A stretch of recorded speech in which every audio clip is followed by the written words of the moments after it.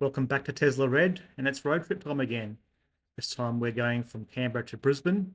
Tesla's system is fantastic in that it works out all the charging stops for you. It's been below zero overnight, so we've had to do some preconditioning to get this efficiency. So we've lost a couple of percent there. The system is currently telling us to go to Campbeltown for our first stop and getting there with 39%, which I often get questions. This is a rear-wheel drive, shorter range Tesla Model 3. 2024 variant. I often get questions with people asking, can you make it from Canberra to Sydney without charging? Absolutely, with plenty to spare, even with the inefficiency of the cold weather. So I may actually change that. We'll see how we go, because I like to go to Exeter as my stop for charging on the way to Brisbane. I just find I like to avoid stopping in Sydney, so that Exeter will get us through to Newcastle, Raymond Terrace, without having to charge or stop in Sydney. So we'll see how we go. It is a good distance stop, so stopping at Exeter is going to hurt our efficiency a little bit, and we'll be only doing a very quick charge, which will probably be finished well before we're ready to go. So we'll see how that goes, and we'll get back in touch on the way. So for those that are interested in the energy stats, my average driving efficiency so far on 8,184 kilometres is 128 watt hours per kilometre, and that's pretty much half and half city driving. We did the 4,000 kilometre trip through Melbourne, Adelaide and back to Canberra, so that's about half of it. We'll see how that goes and what our efficiency is over this whole trip. So we're on our way. One of the great things with the Tesla is the Autopilot. So to activate Autopilot, there's two options. You can either do a one tap for just cruise control and double tap for Autopilot. If you've got stalks, it's one pull or two pulls. Or you can have the option just to have one tap for Autopilot, which is what I've got. So it's just simply a matter of clicking on that button and the car takes over, takes us up to the speed limit, and we'll just handle all the driving from here on in. You'll see there's two different types of Autopilot. There's an enhanced Autopilot, well, there's three different types. There's Autopilot, enhanced Autopilot, and FSD. FSD is what's currently engaged at the moment. We've got very limited FSD in Australia, and it's about 18 months or more behind what's in the US, but it's only available on highways essentially. See, in this particular stretch of road, it'll change quite often from Autopilot to FSD and back again, depending on if there's cut-ins across the road, things like that. That'll then switch back to Autopilot. It does the same thing though, to do all the steering for you. It'll suggest lane changes, sometimes annoyingly when you don't need them. It's just mapping data, or you can just hit the indicator, it'll change lanes for you to overtake somebody. If you're coming up to a car, it'll detect that and suggest an overtake. Again, you just confirm that.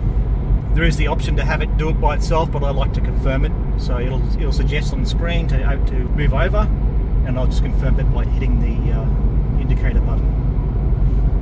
Now with the versions since 12.3.6, we're currently on 12.9. There's no requirement to tug on the wheel. It used to make you every now and then do a quick bit of pressure on the wheel to let it know that you're paying attention.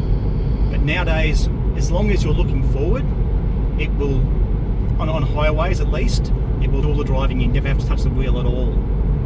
If you come up to roadworks, it tends to start getting a little bit more conservative, and it will ask you to tug on the wheel a little bit through roadworks, just to make sure you're really paying attention. So for most of this drive, the car's just going to do it all by itself. So at the moment it's trying to suggest a lane change, which is unnecessary. So I can just ignore it. I think it's just because of the on-ramps and that kind of stuff. It likes to try and get away from them, or it's just mapping data that kind of sometimes gets a bit screwy. But anyhow, we'll keep going, and yeah, just wanted to explain how that all works. You'll see, two blue lines on the outside when it goes to Autopilot. Currently it's staying on FSD, so we might see that later on. So the versions of FSD in the US are a little bit different. They'll work on, actually you saw it there, change from a FSD to Autopilot because of the way the road is. They'll drive you from a car park to a car park, and with the latest versions, again without touching the wheel, but that only works if you're not wearing sunglasses, as well as serving comfort covering your eyes. So it's a little bit more stringent on watching your eyes, whereas this version here isn't as capable. This one will allow you to wear sunglasses fine, as long as you're paying attention and can see you're generally looking forward. And there's nothing unusual like roadworks, that kind of stuff. It won't make you do anything to tug the wheel or anything like that. So the fatigue levels are much lower using this system because you're not having to worry about maintaining lane and accelerator and that kind of stuff. You're just monitoring the system. It does help quite a bit. I know there's the argument from the EV crowd that you can get to places much faster in a nice vehicle. Partially true. The differences are really negligible. As we'll see, 9 times out of 10 the car's finished charging well before we're ready to go, if we're having a lunch break, or especially if you're having dinner or that kind of stuff. Even grabbing a coffee and going to the bathrooms, you'll find that the car's ready to go well before you are. Most charging stops are around 15-20 minutes. Yeah, so look, I used to be like that. I used to want to be taking the minimum stops, grabbing fuel, grabbing a quick bite, stuffing it down your throat and taking off again. Luckily, well before I went to EVs, I woke up and realised that wasn't the safe way to drive. So I've been taking 2 to 3 hour breaks well before I went to EVs, so it did fit in perfectly. Definitely is a much better way to drive.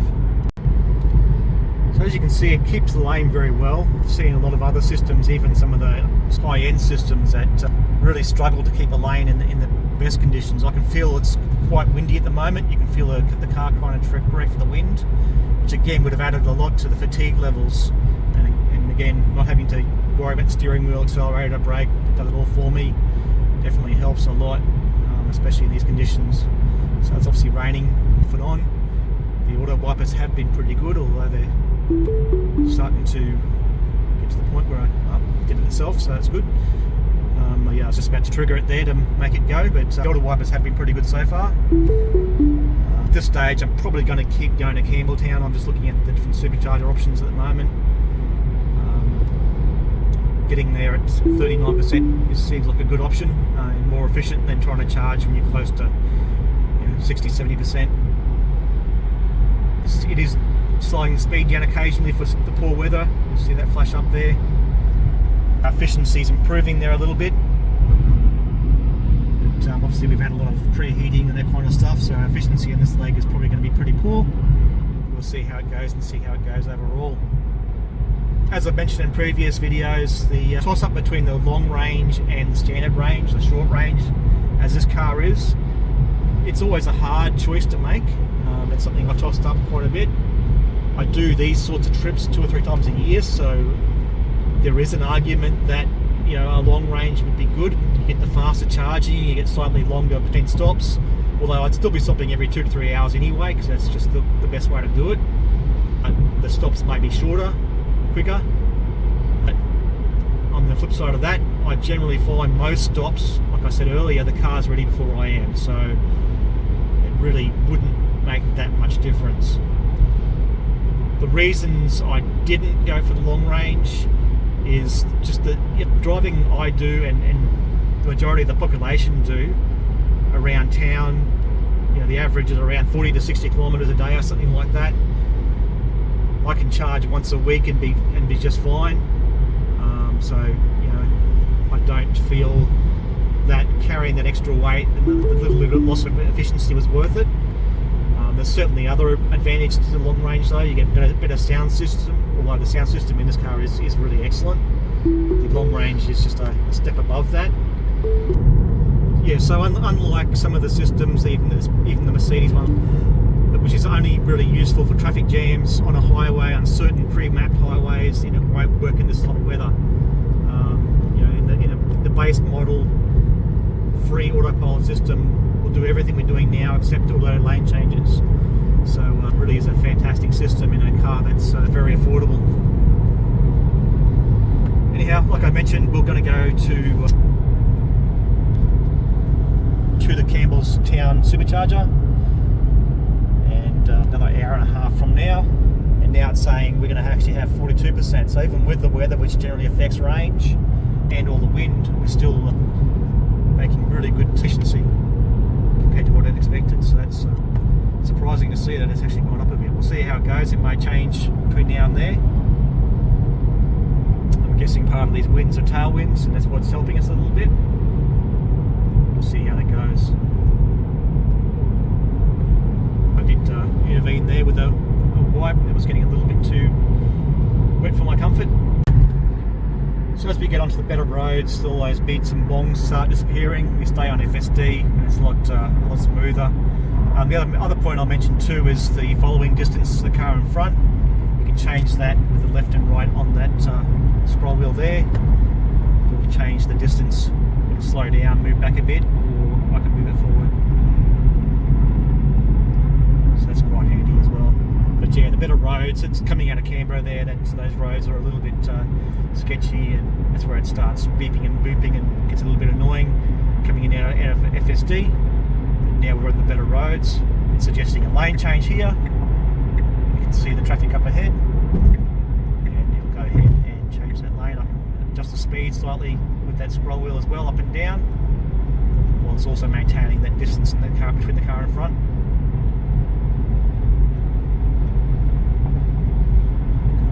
Take here. I just keep my foot near the accelerator in case it does a slow down. Sometimes cars in the other lane there moving sort of close to the centre line will spook it a little bit and it'll want to slow down a little bit, so I just keep my foot near the accelerator. You can override that easily, and I'll go ahead and go back to the left hand lane. Normally it doesn't ask to apply that turning force, but occasionally it does depending on what system it's in.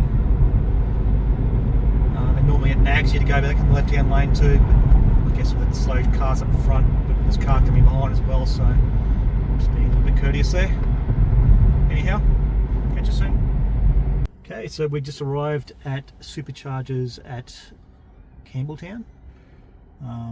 It's at a club here, so we're going to get some lunch shortly. This is one of the ones that have just been upgraded to the version 4 Superchargers. I'll show you them shortly. But our statistics here, we've done 232 kilometres, just under 2.5 hours at 144 watt hours per kilometre, so it's definitely starting to get better, and I'm sure it'll be even better again on the next leg. Anyway, I'll show you the Supercharger shortly, and then we'll go get some lunch. So these are the new chargers, just been upgraded from version 3 to version 4. The reason for that is these are available to non-Teslas, so these have got the longer cable. And they've also got a screen there, which I don't think is active yet, that allows for payments at some point. But we'll go ahead and plug in. With the Tesla, it's super easy. Just push the button on the charger, opens the port up, throw it in, and away we go. I'll jump in the car and do some stats on the charging speed. But that's all green light flashing there, so it's all going. We'll have a look and see what speed we're getting. So not sure if I mentioned earlier, we arrived here with 40%, which is pretty close to what I'd expected before we left. And it's going at 138 kilowatts at the moment. We're still ramping up a little bit, about 970 kilometres of range per hour. So it's saying 9 minutes to continue trip. I guarantee we're going to be a lot longer than that. We're going to go some lunch, so even if we have a quick lunch, it's going to be ready well before we will be. So we're probably going to end up with a lot more charge than we need, and then we'll figure it out for the next stop. So the great thing about EV trips is you get to get some decent meals while you're travelling. You have plenty of time to do it. The actual charging was ready, the car was ready to go. It notified me while we're still ordering the food that the car was ready to go. So the chargers are really too quick these days, but I'll just keep an eye on the charging spots available, make sure it doesn't fill up. If it fills up, I'll have to move the car, but otherwise we'll just get through this as quick as we can and then get going. Alright, so we just come back out of the club, had our lunch, about half an hour we're in there. It only took about 5 minutes to get to where it had enough energy to continue our trip. We're still ordering our food when it messaged me and said, yeah, you're ready to go. So again, the car's always ready before we are. These chargers, if anything, they're too fast. It'd be great to have a option with some slower ones that are maybe cheaper. If you're having a meal, that kind of stuff, where you're not being rushed. Luckily, there's plenty of chargers available here. There's still 7 at the moment. So I just kept an eye on that, made sure that I wasn't going to be holding one up. If I'd seen them starting to fill up, I would have come out and moved the car. But yeah, look, again, it definitely hasn't taken us any extra time. If we were in an ICE vehicle, we would have had to have pulled over, gone to a petrol station, filled up, done the whole rigmarole, 8 to 10 minutes average, easily, and then had to park and find something to eat. So all we did was park, plug it in, and get something to eat. Now it's taking us to the supercharger at Heatherbrae for our next stop in 2 hours 20. So we're going to get there at 52%. I'm going to actually change that because I'd like to go to the new superchargers at Raymond Terrace. So I'm going to look that one up.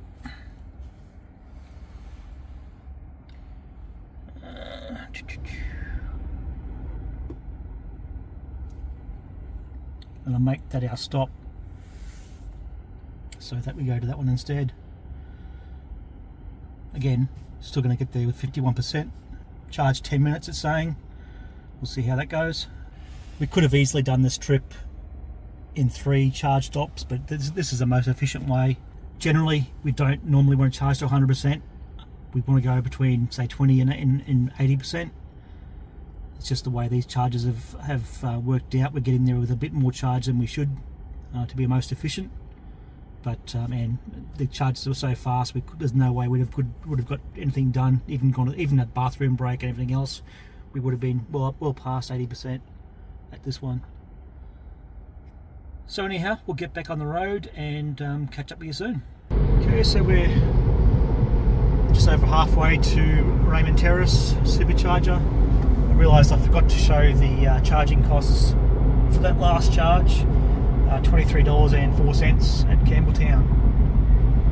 So it looks like we're going to get to Raymond Terrace with 52%, and currently we're sitting on 125 watt hours per kilometre. So as I predicted, once we got out of that first leg of the route where we had to do a lot of warming and stuff for the 0 degree temperatures, we're getting a lot more better efficiency. But it's still been pretty good overall. So there's our efficiency graph. I forgot to show that at the last supercharging stop, but it looks like we're making good efficiency over expected. Slightly more downhill than uphill, less climate. But I'll remember to show that once we get to the next stop, and we'll go from there. Alright, so here we are at the Raymond Terrace Superchargers. So for that trip there, we ended up with 124 watt hours per kilometre. About 2 hours 20 minute total trip for that section. If I bring up the stats, pretty much what we saw before. We've come in better than expected, and we've got 52% left now. I'm guessing this charge is only going to be like 5 or 10 minutes. We might just run in, grab a soft drink and use the bathrooms, and we'll get on our way again. Saying if we left right now, we'd get to the Port Macquarie Supercharger with 1%. So yeah, we're doing pretty well. We'll only need a quick charge just to get to the Supercharger at Port Macquarie, and then we'll get another charge. I'll check back once we've done here. So yeah, the new version 4 Superchargers. This is a new site. I think there's 8 in total from memory. Most of them are free. We've got a Volvo over there charging, so they're open to other cars. Anyhow, let's get charged and use the bathrooms, and we'll get on our way. So charging's just got underway, and we're doing just under 120 kilowatts, and it's saying 4 minutes. So yeah, we'll be again. The car will be ready before we are. If we go use toilets and stuff, they're going to be more than 4 minutes. And I'll probably just grab a drink and we'll head off. Okay, so we got in and out of there as quick as we could basically. Just went to the bathroom, bought a couple of drinks. We're at 77% now. I'm not sure how long it took us. I didn't take note at the time when we got here, but it was not much more than 4 minutes. So again, we weren't waiting on any charging, and we've got plenty of juice to get back on the way. Our next stop is Port Macquarie, and it's saying we're going to get there with 32%, so plenty of headroom there. Should be no issues at all. So this is a feature that's been around for a little while now, but it's the first time I've been able to test it out. With average speed cameras, it now shows you that you're in a zone. It gives you a beep before you get to the start of the zone. It tells you your average through the zone currently and remaining kilometres to the end of the zone, which is all handy information to have. It just helps to avoid those pesky little speeding fines. We're still 53 minutes out from Thrumster. I've actually changed the supercharging from Port Macquarie to Thrumster, which is another new one. So I'll check that one out. It's a little bit easier to get into, I believe, than the Port Macquarie one. So we'll check that out. And we're about 87 kilometres from there now. Getting 137 kilowatts watt-hours per kilometre. A lot of hills for this section, and still being very windy too. So I'm definitely glad I'm not fighting the wheel the whole way. That would be quite annoying for 14 hours. So we're nice and relaxed with the autopilot, just monitoring everything and making sure that it doesn't do anything silly. Alright, so we just arrived at Thrumster Superchargers. It's a new one, version 3s, and it looks like there's about 12 of them. So that leg, we're at 137 watt-hours per kilometre. So we're certainly not getting great efficiency. We've used a little bit more than expected. I love it. Fortunately, with the driving uphill and downhill, rather than giving the difference, it gives you the good news and the bad news. So driving uphill cost us 11%, going downhill cost us 10.8%. So in essence, it cost us 0.2% there. I'm guessing that's speed related, that kind of stuff. But anyhow, we did take a little bit more than we expected. I think this wind has definitely played a big part in all this less efficiency. But I'm going to go ahead and plug in. We'll see how long it thinks it's going to take to get to the next destination. So we're ramping up now, around 140 kilowatts. It certainly helps being at a lower state of charge. I don't know if I mentioned this earlier, but the big difference between an ICE vehicle, where you're always filling up to 100%, with an EV it's not efficient to do that, so you normally don't want to go above 80%. It's saying now that we need 20 minutes of charging to continue trip. I think we'll probably only get to like 50-60%. That should be enough to get to Harwood. We'll see how it goes. Just while we charge, quick video of the site. It's a very new one. So we've got 12 Tesla stalls there. Looks like there's some restaurants and things over there. It's a bit early for dinner now, but so we'll probably go to Harwood for that. But there's a couple of NRMA chargers over there too, so definitely plenty of options here. I don't think this one's open to all EVs, but you've got the NRMA there as an option. So I just looked it up on Google Maps, and that restaurant over there right across from the superchargers is a Korean barbecue. So good little spot to stop on the way to Brisbane if we were coming through a bit later. This is right off the highway. Nice little charging site. Alright, so that's all done. 20 minutes here and cost us $19.53. So that was the first charging stop on this trip that we had to wait for, and will be the last one. We'll grab dinner at the next one. At the moment we're planning on Harwood Hotel, and if we can get there in time we'll grab dinner there, otherwise we may stop in Coffs Harbour and charge and have dinner there. Okay, so we made it to Harwood Hotel. We didn't have time to do any videoing in the car right off because we were getting here just before the kitchen closed. They were happy to cook us up a fabulous meal, and this is what road tripping in an EV is all about. So this will be our last stop for this trip. It is predicting about a 30-minute charge. Again, the charging is going to be finished well before we finish dinner, and then we'll be on our last leg to Brisbane. It's definitely a much better experience than having to sit around at a petrol station holding a hose there while it fills up, going and lining up and paying and all that mucking around, and only then being able to find something to eat, which is usually just a quick shove down of greasy McDonald's or something similar. So just at Harwood now charging. We did have someone else pull up next to us and use the stall next to us, just as a for education purposes. If you understand, with these version 2 chargers, which you can tell by having the 2 outlets, if you park right next to another car, you'll halve the speed for both cars. So best bet is to use the male urinal rule and always park one space over. That will always help. Doesn't matter for us here, we're going to be having dinner here anyway, so it'll be ready at the time we are. Just on that too, you'll notice that they've got numbers with lettuce on these older chargers, so the 2A, 2B means they're both sharing the same power source. Okay, so we've just finished charging. So we've got 140 watt hours per kilometre. The last leg was 274 kilometres, just under two and three quarter hours driving. We've got enough charge already to our destination, but I'll quickly do some stats before we do unplug. So yeah, we've used a bit more energy than we predicted. Saying we're driving too fast, trying to get here on time. So yeah, we used a little bit more than we expected. The car is full of luggage as well. There's only 2 people here, but we packed more than we need, enough for a battalion. We're here for a couple of weeks, but yeah, there's enough here for a battalion to last a month.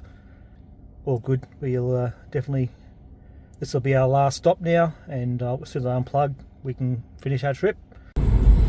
So yeah, the Autopilot I've been really impressed with, even though it's such an ancient version compared to what's in the US.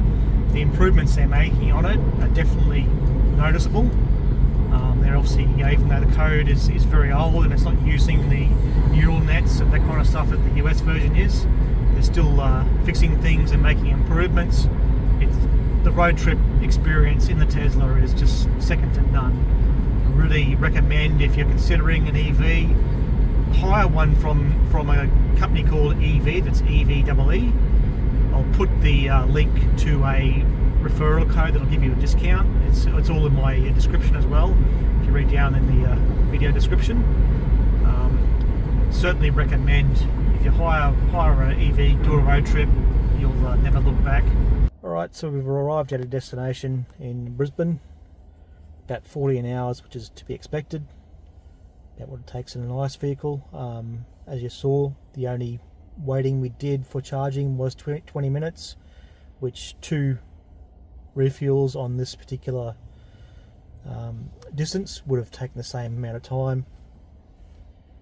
See there, our final leg was 139 watt hours per kilometre, 259 kilometres, and just under 2 3/4 hours. Anyhow, I'll come back with the final stats. Okay, so it's the following morning. Great trip. Fatigue was definitely not an issue, especially with those very windy conditions we had. I would definitely not have wanted to do that trip fighting that wheel for 14 hours. It would have been a much more tiring trip. There's no difference taken in the time it would have taken me in an ICE vehicle. 14 hours is about the average for Canberra to Brisbane. To do it safely, we only spent 20 minutes waiting for charge for the whole trip, and that's exactly what we'd spend with 2 fuel stops. Much better food, great options. We had several different charging stops that had good food facilities and that kind of stuff we could have chosen from, and it's a much more enjoyable trip. Actually, the interesting thing, for the last 2 trips we did in an ICE vehicle for this Canberra to Brisbane trip, we actually broke them up overnight with a stay in Port Macquarie, because the trip was becoming so tiring doing it in a vehicle where you got no sort of autopilot features, just a standard cruise control, that the 14-hour trip doing it in one hit was just wipe you out the next day. But now with the Tesla, you could easily argue you saved yourself a whole day, as well as the cost of an overnight stay, and in addition to all the other costs and benefits we've had, just because the Autopilot in the Tesla is just so much less fatiguing. You don't feel anywhere near as tired at the end of the drive. The safety factor is massively improved, and also the general factor of all the noise and vibration that you get in an ICE vehicle compared to the quiet smoothness of a EV also greatly contributes to the level of fatigue. The safety factor is massively improved, and that's priceless. As I mentioned during the video, the performance of the Autopilot was fantastic. It's great to see that even though we're on such an old version of FSD and Autopilot, that it does continue to improve in this country. That was the best drive yet. The latest version seemed to have reintroduced steering wheel nag, which is a little bit annoying. I only got it a few times. Obviously during roadworks I expected it, but I got it a few times just driving normally. That may have been contributed because of the wind and bad weather. It may have been more cautious for those reasons. So I'll be interested to see on the way back if the weather's better, whether it lets me go the whole distance without having to touch the steering wheel. Other things that sometimes pop up with Autopilot, the phantom slowdowns, where occasionally it'll slow down, usually because you're passing a truck and the truck's sort of veering off into your lane, that kind of thing. It tends to slow down, which feels dramatic but really isn't. I didn't have any of them, any significant slowdowns the whole trip. We did have, there's a complaint I've seen floating around about the Sydney tunnels. Because it loses GPS, obviously being underground, the mapping will map to the streets above and react to stop signals, stop signs and traffic signals, that kind of thing. So I did see that happen. It came up with a warning saying that GPS is degraded, pay close attention. So it lets you know straight away that, you know, if you're on autopilot in those tunnels, there can be issues. And I did see it occasionally pop up a traffic signal, and it would just not slow down even. It just let off the accelerator just slightly, drop maybe a kilometre an hour at most, and instantly recovered. So it was just no issue at all. But it's your choice if you're using the autopilot in those tunnels. Either pay extra attention as it tells you to, or turn it off. The autopilot for us, we used it 99% of the time. There was a couple of times I just took it off for a few minutes just to basically get some movement and to you know keep active and alert, but most of the time it was on with no issues. I did find it bailed out of lane changes a couple of times from right to left. It handles left to right fine. It always seems to work perfectly. I had 2 right to left changes where it sort of changes mine halfway and veered back into the right lane. After those 2, I made a conscious effort whenever it was changing lanes from right to left. I just made sure I was holding the steering wheel ready and just a little bit of force on the steering wheel. The 3rd time it did do it, it tried to do it. By having that force on the steering wheel, I just forced it over. It was fine, and it didn't do it any other time other than those 3 times. So something that I'm sure will get resolved. But as long as you are aware of it, there's no issue there. Auto wipers were as good or better than any car I've had with rain sensors. There was one instance in the video where it was getting just a little bit too wet. I was sort of getting to that point where I wanted it to wipe. I reached for the button and actually it wiped for me before I got to the button. And a second time where I actually hit the button, but nothing more than that. So that's what you'd expect in any car with even with rain sensors. So especially with the varying levels of rain. So I think the trip overall was fantastic, as expected. I've done a couple of trips now in EVs on long road trips, and the difference is just night and day. Really, as I mentioned in the end of the video, strongly recommend if you're considering an EV or even if you're just curious, hire one and do a road trip, and I guarantee you won't look back. Especially if it's a decent EV with a good charging network like Tesla, good autopilot. Makes a massive difference as well. It really is a massive change. As far as costs go, the total for supercharging, we had $23.04 at Campbeltown. We had $9.52 at Raymond Terrace, $19.53 at Thrumster, and $31.20 at Harwood Hotel. So total supercharging costs were $83.29. I've worked out the same kilometres in an ICE vehicle, $151.04. So the saving is $67.75. So quite significant. And again, this is the worst case scenario with an EV is charging on the road at superchargers. They are a lot more expensive than home charging, which is almost free. The convenience factor, the cost factor, there's just no, and the safety factor, there's just no comparison at all. Anyhow, I hope this has been helpful and you've enjoyed it. Please give us a like. Please subscribe, help us out, help grow the channel. And if you've got any questions, comments, please leave them below. And we'll be back again soon.